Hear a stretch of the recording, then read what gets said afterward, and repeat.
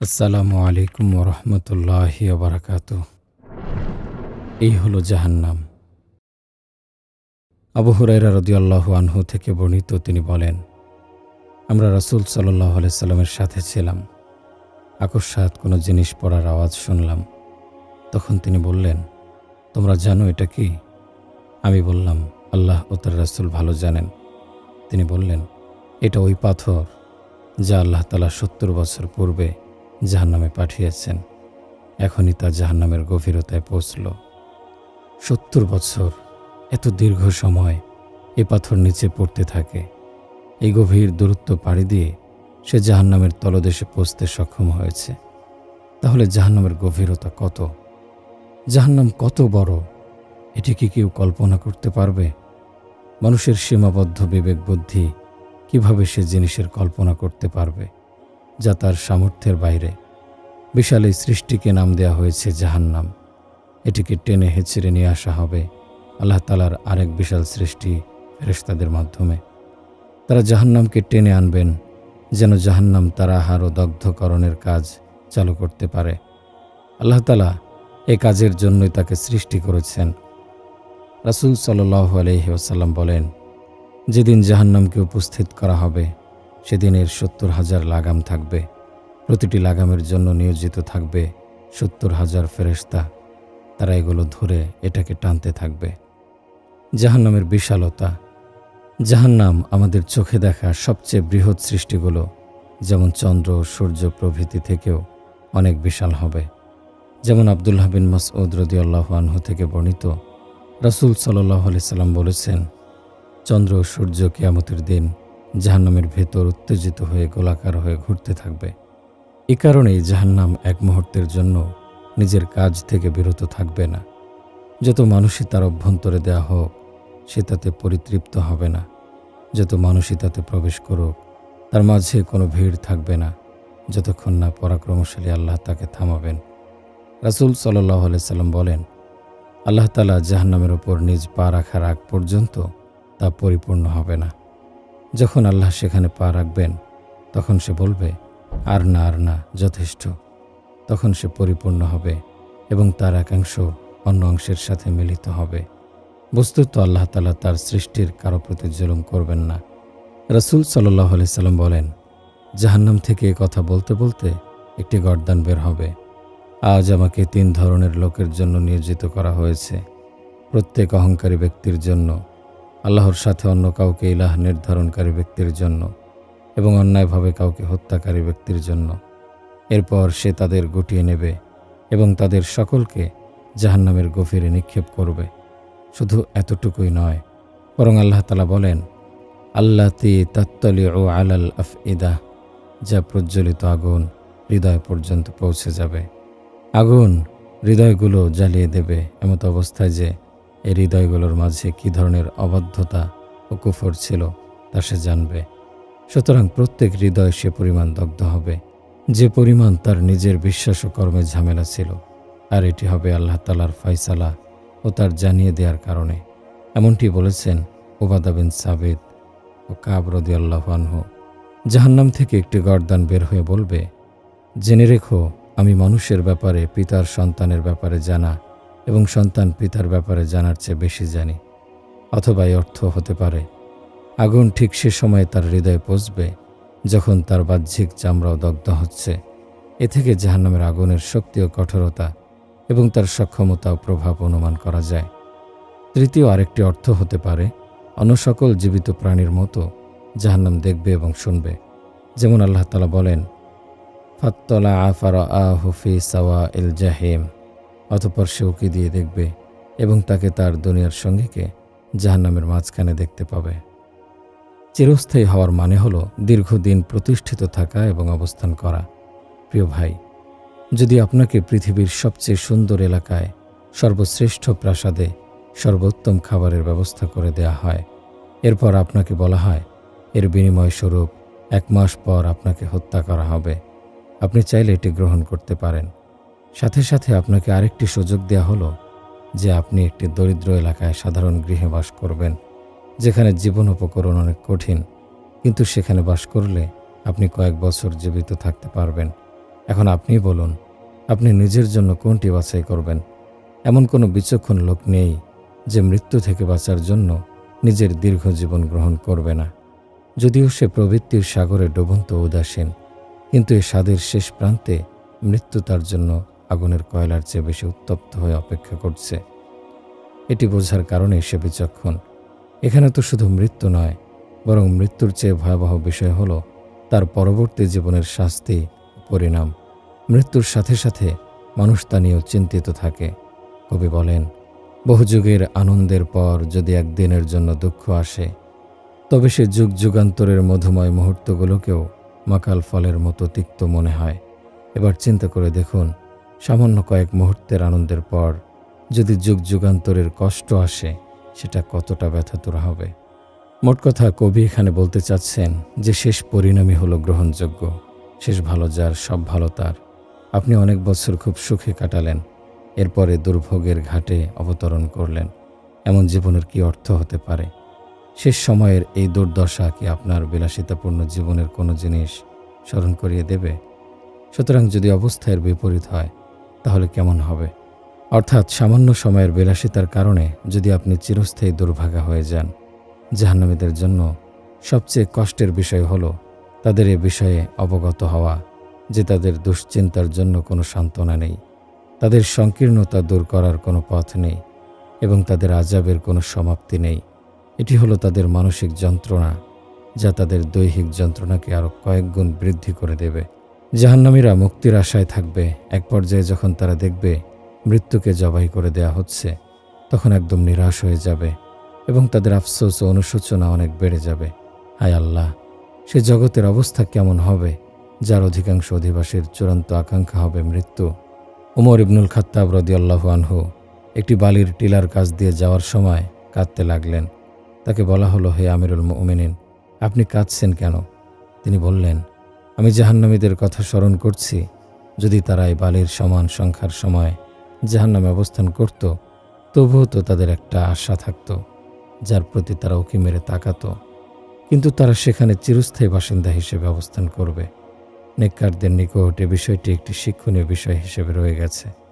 বিশেষ করে যারা সাহাবায়ে কেরাম ও প্রথম প্রজন্মের কাছাকাছি সময়ের নেককার ছিলেন, তাদের নিকট এটি একটি দৃষ্টান্ত হয়ে রয়েছে।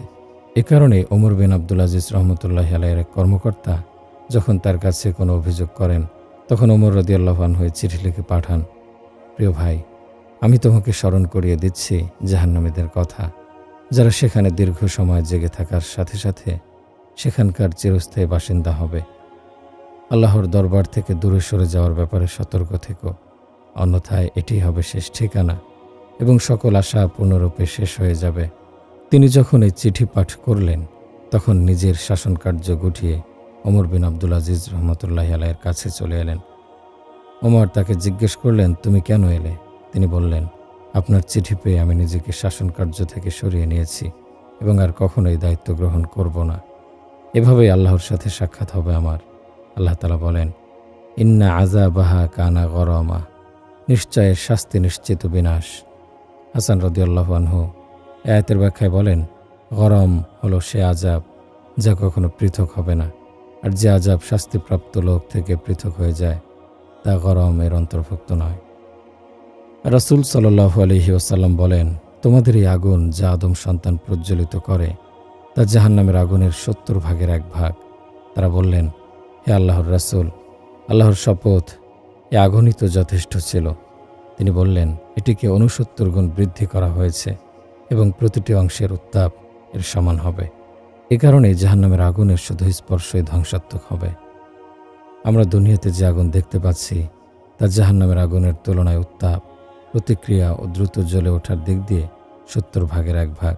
অথবা এই অর্থ হতে পারে যে সৃষ্টি জগতে যত আগুন আছে এবং আদম সন্তান যত আগুন প্রজ্বলিত করে, তাদের সব আগুন জাহান্নামের আগুনের ৭০ ভাগের ১ ভাগ।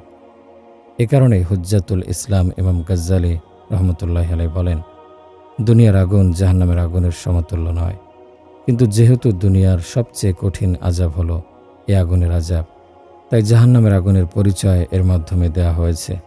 দুনিয়ার আগুন ও জাহান্নামের আগুনের মাঝে কতই না পার্থক্য রয়েছে। যদি জাহান্নামীরা এই ধরনের আগুন পেত, তাহলে তারা যে আগুনে আছে তা থেকে পালিয়ে এ আগুনে স্বেচ্ছায় ঢুকে যেত। আল্লাহ তাআলা বলেন, ইন্নাল্লাযীনা কাফারু বিআয়াতিনা সাওফা নুসলিহিম নারা কুল্লামা নাদিজাত জুলুদুহুম বাদদালনাহুম জুলুদান গায়রাহা লিয়াযুকুল আযাব ইন্নাল্লাহা কানা আজিজান হাকীমা। যারা আমার নিদর্শনসমূহ অবিশ্বাস করবে, আমি তাদের অবশ্যই আগুনে প্রবেশ করাব। যখনই তাদের চামড়াগুলো পুড়ে যাবে, তখনই আমি তাদেরকে পাল্টে দেব অন্য চামড়া দিয়ে, যাতে তারা আযাব আস্বাদন করতে থাকে। নিশ্চয় আল্লাহ পরাক্রমশালী, প্রজ্ঞাময়। অর্থাৎ আমি তাদের প্রতিটি পুড়ে যাওয়া চামড়ার স্থানে অন্য একটি নতুন চামড়া দিয়ে দেব, যা এখনও পোড়ানো হয়নি, কারণ এতে মানুষ পূর্ণ শাস্তি অনুভব করতে পারবে। আগুন যে চামড়াটি পুড়িয়ে ফেলেছে, তাতে শাস্তি দেওয়ার তুলনায় যা এখনও পোড়ানো হয়নি, তার শাস্তিটা সে বেশি অনুভব করতে পারবে। কোরআন নাজিলের বহু বছর পর আধুনিক বিজ্ঞান বিষয়টি বুঝতে সক্ষম হয়েছে। কারণ আগুন যখন খুব গভীরে পৌঁছে, এমনকি এক পর্যায়ে মানুষের পুরো চামড়া জ্বালিয়ে দেয়, তখন মানুষ যন্ত্রণার অনুভূতি হারিয়ে ফেলে। তাই শাস্তি ও যন্ত্রণা টিকিয়ে রাখতে তাকে নতুন চামড়া দিয়ে বদলে দিতে হয়। জাহান্নামীরা তখন বিশাল আকারের এক বিরল সৃষ্টিতে রূপান্তরিত হবে। রাসূল সাল্লাল্লাহু আলাইহি সাল্লাম এ ব্যাপারে বলেন, জাহান্নামের কাফির ব্যক্তির গায়ের চামড়া হবে ৪২ গজ মোটা, তার মাড়ির দাঁত হবে উহুদের সমান বড় এবং মক্কা মদিনার দূরত্বের সমান বিস্তৃত হবে তার বসার জায়গা। অন্য হাদিসে বর্ণিত আছে, একজন কাফিরের ২ কাঁধের মাঝের দূরত্ব একজন দ্রুতগামী অশ্বারোহীর ৩ দিনের ভ্রমণ পথের সমান হবে। এসব কেন? যেন দেহের শাস্তিপ্রাপ্ত প্রতিটি অঙ্গ শাস্তি অনুভব করতে পারে। তাহলে দেহের ওপর যন্ত্রণার প্রতিক্রিয়া কয়েক গুণে বৃদ্ধি পাবে। যদি কারো শুধু মাথা ব্যথা করে বা শুধু পেট ব্যথা করে অথবা পা বা হাত ব্যথা করে, তাহলে একটি অঙ্গের নির্ধারিত এই যন্ত্রণা তার জন্য দুর্বিষহ হয়ে ওঠে। তার ঘুম উড়ে যায়। যদি এই ব্যথা পুরো দেহ জুড়ে হয় এবং পুরো দেহ শাস্তিপ্রাপ্ত হয়, তাহলে অবস্থা কেমন হবে? জাহান্নামীরা যে অগ্নিশিখার সম্মুখীন হবে, তা থেকে বাঁচার জন্য বিকল্প অনেক চেষ্টা করবে। তাদের নাড়িভুঁড়ি জ্বলে যাবে এবং পেটও অগ্নিদগ্ধ হবে, আর এর প্রভাব তাদের শ্বাস প্রশ্বাসেও প্রকাশ পাবে। আবু হুরায়রা রাদিয়াল্লাহু আনহু থেকে বর্ণিত, নবীজি সাল্লাল্লাহু আলাইহি সাল্লাম বলেন, যদি এই মসজিদে ১০০ বা তার চেয়ে বেশি লোক হয়, আর তাতে একজন জাহান্নামী থাকে এবং সে তার নিঃশ্বাস ত্যাগ করে, তারপরে এই নিঃশ্বাস সকলকে ছুঁয়ে যায়, তাহলে এই মসজিদ ও তাতে উপস্থিত লোকেরা সকলে জ্বলে যাবে। নবীজি সাল্লাল্লাহু আলাইহি সাল্লাম অন্য এক হাদিসে সংবাদ দিয়েছেন যে সেখানে মানব কোষের বৈশিষ্ট্যগুলো পরিবর্তিত হয়ে যাবে। সুতরাং যখন আগুনের দহন ও শিখা এগুলোর কাছে পৌঁছবে, তখন তার বৈশিষ্ট্যগুলো পরিবর্তিত হয়ে যাবে। পায়ের তালুতে থাকা আগুনের উষ্ণতা মানুষের মগজ পর্যন্ত পৌঁছে যাবে। রাসূল সাল্লাল্লাহু আলাইহি সাল্লাম বলেন, জাহান্নামীদের মধ্যে সবচেয়ে হালকা আযাব ওই ব্যক্তির হবে যার 2টি জুতোর ফিতা হবে আগুনের। ফলে তার দহনে পাতিলের ন্যায় তার মগজ ফুটতে থাকবে, আর তার অনুভব হবে যে সে বুঝি সর্বাপেক্ষা বেশি শাস্তি ভোগ করছে, অথচ এটি হবে সবচেয়ে হালকা শাস্তি। এর অপরিহার্য ফল হলো তা, যা নবীজি সাল্লাল্লাহু আলাইহি সাল্লাম সংবাদ দিয়েছেন, যে আগুন চেহারা ব্যতীত দেহের পুরো অংশ জ্বালিয়ে ফেলবে, শুধু চেহারা বাকি রাখবে যেন তার দ্বারা তাকে শনাক্ত করা যায়। নবীজি সাল্লাল্লাহু আলাইহি সাল্লাম যেন নিজ চোখে তা প্রত্যক্ষ করে আমাদেরকে সংবাদ দিয়েছেন। তিনি বলেন, আল্লাহ তাআলা একদল জাহান্নামীকে বের করে আনবেন যাদের চেহারা ব্যতীত কোনো অংশ বাকি থাকবে না। তারপর তিনি তাদের জান্নাতে প্রবেশ করাবেন। জান্নাতে যেমন কোনো ঘুম নেই, জাহান্নামেও কোনো ঘুম নেই। যার শোয়ার কোনো জায়গা নেই এবং যার অশ্রু জল কখনো শুকায় না, তার কি ঘুমের চিন্তা হবে? হে ফজরের সালাত ছেড়ে ঘুমিয়ে থাকা লোকেরা, জাহান্নামে কোনো ঘুম নেই। আল্লাহ তাআলা বলেন, লাহুম মিন জাহান্নামা মিহাদু ওয়া মিন ফাওকিহিম গাওয়াশ। তাদের শয্যা থাকবে জাহান্নামের শয্যা এবং ওপর থেকে থাকবে আচ্ছাদন। মুহাম্মদ বিন কাব আজ-জাহাকশুদ্দি রহমতুল্লাহি আলাইহি সহ অনেকে বলেন, মিহাদ হলো বিছানা এবং গওয়াশ হলো লেপ। হাসান রহমতুল্লাহি আলাইহি বলেন, ওয়াজআলনা জাহান্নামা লিল কাফিরিনা হাসিরা। আর জাহান্নামকে আমি কাফিরদের জন্য কারাগার বানিয়েছি। এই আয়াতের ব্যাখ্যায় বলেন, এখানে ব্যবহৃত হাসিরা এর অর্থ হলো বিছানা ও শয্যা। কিন্তু কাতাদা রহমতুল্লাহ আলাইহি বলেন, এটি হলো কয়েদখানা, যেখানে তাদেরকে আবদ্ধ করে রাখা হবে, ফলে তাদের কেউ দৃষ্টি ফিরিয়ে তাকাতেও পারবে না। নিদ্রা বা স্থিরতা আসবে কিভাবে, যখন তার পোশাকই হলো আগুনের। আল্লাহ তাআলা বলেন, ফাল্লাযীনা কাফারু কুত্তিআত লাহুম সিয়াবুম মিন নার। অতএব যারা কুফরি করে তাদের জন্য আগুনের পোশাক তৈরি করা হয়েছে, তাদের মাথার ওপর ফুটন্ত পানি ঢেলে দেওয়া হবে। আল্লাহ তাআলা আগুনকে তাদের দেহের পরিমাণ অনুযায়ী কেটে নিয়েছেন, যা তাদের পুরো দেহকে অন্তর্ভুক্ত করে নিয়েছে। যেমন পরনের কাপড় কেটে পোশাক তৈরি করা হয়, এখানে পোশাক শব্দটি বহুবচন ব্যবহার করা হয়েছে, কারণ একের পর এক তাদের ওপর আগুনের স্তূপ জমা হওয়ার কারণে এক কাপড়ের ওপর আরেক কাপড় পরিধান করার মতো হয়ে যাবে। আগুনও তাদের দেহে স্তরের পর স্তর জ্বালিয়ে দেবে। অতীতের শব্দ ব্যবহার করে বলা হয়েছে পোশাক তৈরি করা হয়েছে, কারণ বিষয়টি সংঘটিত হওয়া একদম নিশ্চিত, যেন সংঘটিত হয়েই গেছে। হায়, এটি কেমন পোশাক যদি তা তৈরি করা না হতো এবং পরিধান করানো না হতো। ওয়াহাব বিন মুনাব্বিহ রহমতুল্লাহি আলাইহি বলেন, জাহান্নামীদের পোশাক পরিধান করানো হবে, তবে তাদের উলঙ্গ থাকাই ভালো ছিল। তাদের জীবন দান করা হবে, অথচ মৃত্যুই তাদের জন্য ভালো ছিল। এ কারণেই আতা আস-সুলামি রহমতুল্লাহি আলাইহি বলেন, যদি কারো সামনে আগুন জ্বালিয়ে বলা হয় যে ব্যক্তি আগুনে প্রবেশ করবে সে জাহান্নাম থেকে মুক্তি পাবে, তো আমাকে যদি এ কথা বলা হতো, তাহলে আমার আশঙ্কা হয় যে তাদের পতিত হওয়ার আগেই আনন্দের অতিশয্যে আমার প্রাণ বের হয়ে যেত।